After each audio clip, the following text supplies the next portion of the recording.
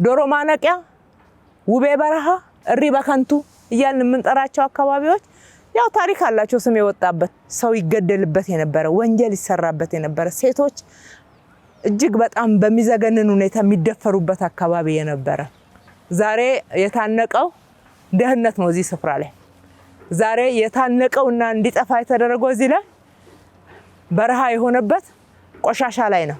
ለሰዎች ትክክለኛ የመኖሪያና የመዝናኛ የመናፈሻ ስፍራ ሆኗል። እዚህ ጋር ደግሞ ትመት አድዋ መንገዳቸውን የሚያሳይ ወደ ራስ መኮንን ድልድይ የሄዱበትን ይህንን ትልቁን አፈሩን ለመጠበቅ ምህዳሩን ለመጠበቅ የገነባነው ግንብ ላይ ትመት አድዋን ያሳየንበት። ወደ ላይ ደግሞ ስንሄድ ይሄ የምናየው ደረጃ ጥንታዊ ስልጣኔ ያኔ አባቶቻችን እዛ ማዶ ላይ 7 ደረጃን ሰርተዋል። ለነሱ ማስታወሻነት ያኔ የነበረውን ስልጣኔና ብርታት ትውልዱ እንዲያስታውሰው እዚህ አራዳ ፓርክ ላይ አምጥተን 7 ደረጃዎችን ገንብተናል። እንግዲህ ፒያሳ በአጠቃላይ ሙሉ ለሙሉ ነው የቀየርናት። ሙሉ ለሙሉ ነው አራዳ ያረግናት። አንደኛ ከ128 ዓመት በኋላ የአድዋ ድል መታሰቢያን ገነባንበት፣ አጸዳ ነው፣ አሳመር ነው ብቻ ሳይሆን ታሪካችንን ከፍ በሚያደርግ ደረጃ ገነባ ነው። አካባቢው በአጠቃላይ በአዳዲስ መሰረተ ልማት በኢትዮጵያውያን እጅ ተገንብቶ በእርግጥም አራዳ መሆን መለወጥ ነው፣ ጽዳት ነው፣ ውበት ነው እንሆ ብለናል።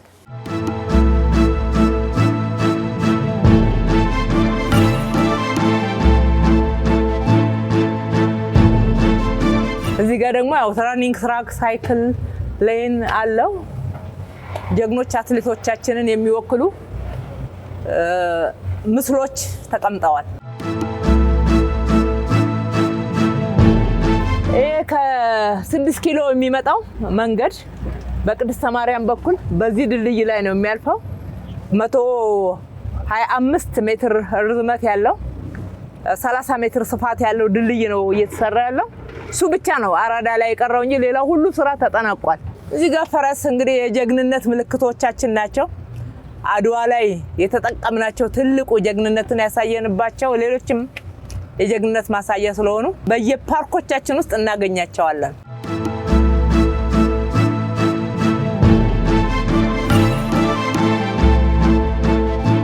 ማዶ ድንጋዩ በአምቦ ድንጋይ ብቻ ሳይሆን በሞዛይክ ክላር ተደርጓል።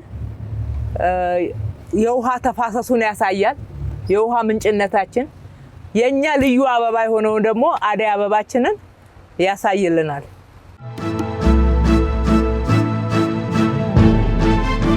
አካባቢው ላይ የሚደረገው እንቅስቃሴ በአጠቃላይ በካሜራ ቁጥጥር ውስጥ ነው።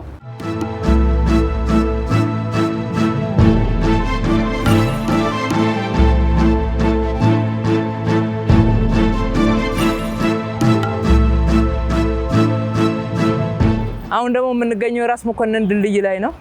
ይሄኛው የእግረኛና የሳይክል መንገድ ድልድይ አዲስ አሁን የተሰራ ነው።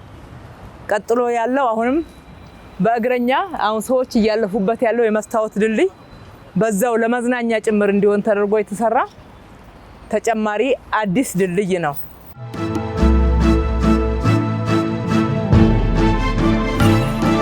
ወደ አድዋ የተደረገውን ዘመቻ ለማሳየት የድል ምልክቶች ጋር ተቀምጠዋል። ጋሻና ጦራችን የመኪናው መንገድ ጥንትም የነበረ ነው። ነገር ግን ወኮዩን እንደዛ አሳምረን ጨምረንበታል።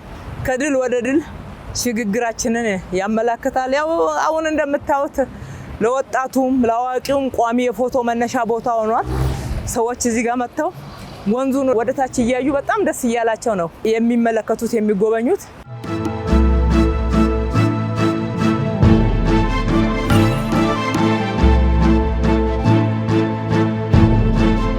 ማዶ ላይ የምናየው ያ ሐውልቱ ፒላርስ ኦፍ ዘ ኔሽን ተብለው የተሰየመ ነው።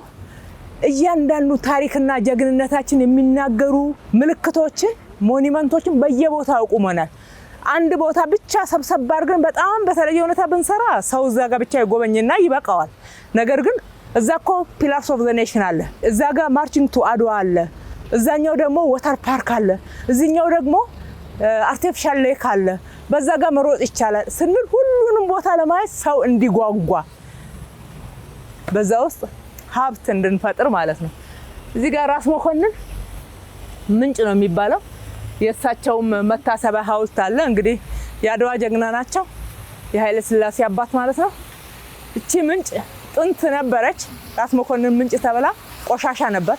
ግን አሁን ወተርፎል ሆኖ እንደዚህ ምንጭነቱ አምሮ በራሳችን ድንጋይ ከላዳ አድርገ ነው ድምጹንም ስንሰማው ታሪኩንም ከፍ ስናደርግ የራስ መኮንን ምንጭ እኮ እዚህ ስፍራ አለ፣ የራስ መኮንን ድልድይ አለ፣ ማርቺንግ ቱ አድዋ በዛን ዘመን የአድዋ ጀግና ናቸው ብለን ታሪካችን ስንናገር ማን ነው እዚህ ጋር ለመጎብኘት የማይመጣው? ትንሽ ነገር ይመስላል፣ ግን አይደለም። ሲመጡ እዚሁ ጸጋዬ ገብረመድህንን ያገኙታል። ሎሬት ጸጋዬ ገብረመድህን ማን ነው ለሌላ ለውጪዎች እንነግራለን። ምን አይነት የኪነ ጥበብ ሰው እንደነበረ አብረን እናገራለን። እነኚህ መውረጃዎችን ወተርፎሎቹን ስናያቸው ሁሉም ታሪክ ተናጋሪዎች ናቸው። ገነባ ነው እንጂ ከጀርባ የነበረው ታሪክ ደግሞ ጥንታዊ ነው፣ አስማማ ነው። የትናንትናውን መልካምና ጥሩ ነገራችንን ከፍ አድርገን አልቀን እሴት ጨምረንበት እንጠቀምበታለን።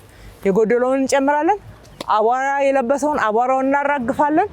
አዳዲሶች ደግሞ በአዲስ እሳቤ እይታችንን ምናባችንን ከፍ አድርገን አይተን እንገነባለን። ይሄ ቦታ በጣም የደቀቁ ቤቶች የነበሩበት የአፈር ቤት የነበረና የራስ መኮንንም ምንጭም አፈር ቤት ነው ሸፍኖት የነበረው። እሱን እንደተባለው ካነሳም በኋላ ኢትዮጵያ ውስጥ አንዱ መለያችን ቅድም ሞኒመንቱም ላይ ሲገለጽ እንደነበረው የቡና መገኛ ሀገር ነን። ግን ምንም ያንን የሚገልጽ ነገር በአዲስ አበባ ውስጥ የለንም። ስለዚህ ለቡና ፓርክ ለምን አይኖረንም ብለን ቡና ተከልንበት። እንደምታዩት ቡና ከተከልን በኋላ ፓርኩን ለብቻ ከለል ነው። አሁን የኢትዮጵያን ቡና የሚያስተዋውቁ በርካታ የቡና ላኪ ድርጅቶች ገብተውበት ከፍተኛ ኢኮኖሚክ ጥቅም ለብዙ ወጣቶች የስራ እድልና ቡናችንንም እያስተዋወቀ ይገኛል ማለት ነው። የኢትዮጵያን ቡናዎችን ለማየት የራስ መኮንን ምንጭን፣ የራስ መኮንን ድልድይን አንድ ላይ የጀግንነት ታሪክን ለመጎብኘት ኮፊ ፓርክ እንሂድ የሚባልበት አካባቢ ሆኗል ማለት ነው።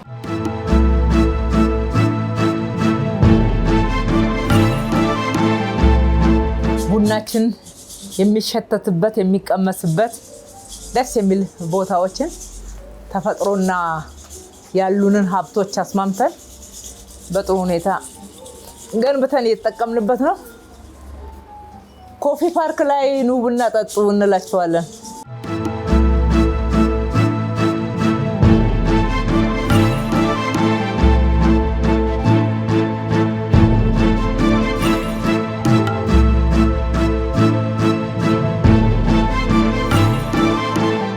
ይሄ መንገድም እንደ አዲስ ነው እንደዚህ የተሰራው። በጣም ሰፊ መንገድ ሆኗል። አንዱ የውሃ ግድብ እዚህ ጋር ነው ያለው። በዚህ ጋር ብቻ አይደለም ኮፊ ፓርክ ያለን፣ በማዶ በኩልም በተመሳሳይ ሁኔታ ጥሩ መናፈሻ የሚሆኑ ተጨማሪ መጠቀሚያዎች ተሰርተዋል ማለት ነው።